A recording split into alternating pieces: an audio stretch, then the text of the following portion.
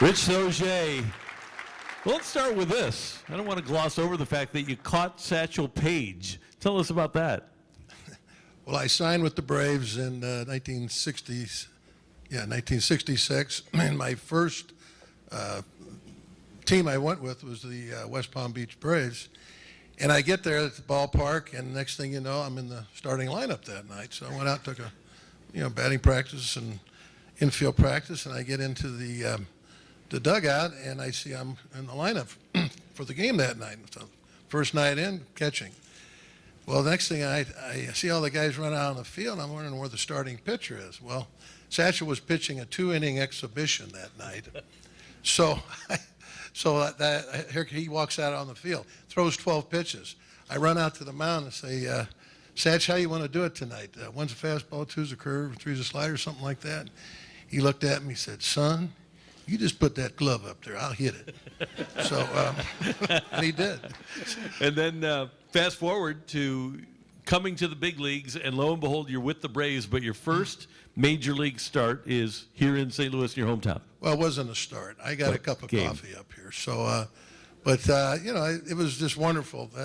I think I was more happy and proud to see my parents be able to come to the game and just to see their son play. It was great for me, but for them, it was just, my heart still has this feeling for that time to see your parents be so proud of you.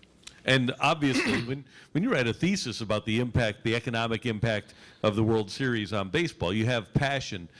How great has it been to be able to live and work your passion for such a long time? Well, when I was playing any sport, I always had this feeling I wanted to be on the business side of it. I love playing sports.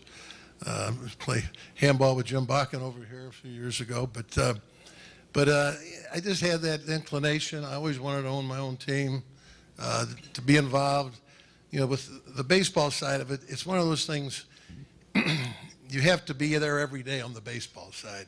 So I let our manager, Phil Warren, take care of that side of it. Just can't do it. But on the business side, just being around the young adults we have coming through our office. We have Steve Gomrick is our general manager, and he does a very good job. And just being with them and watching these young people trying to hone skills in marketing and public relations and a lot of the relationships we have with our sponsors.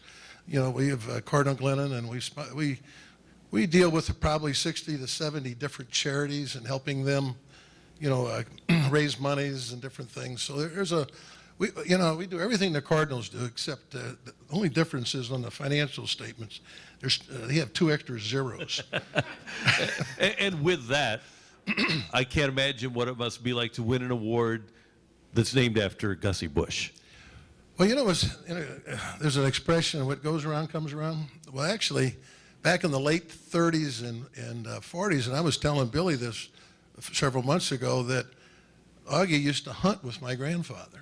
And we had property over in Illinois, and Augie was, I guess, a real hunting enthusiast, and he used to come over and hunt with my grandfather. So it's sort of been it has been a relationship that I didn't even know about, but here we are. And finally, we had a lot of opportunities to spend a lot of time around the Gateway Grizzlies, and that's a thriving team. You've got things going there. Yes, it's a family business. My wife, Judy, here this evening has been a great supporter for me.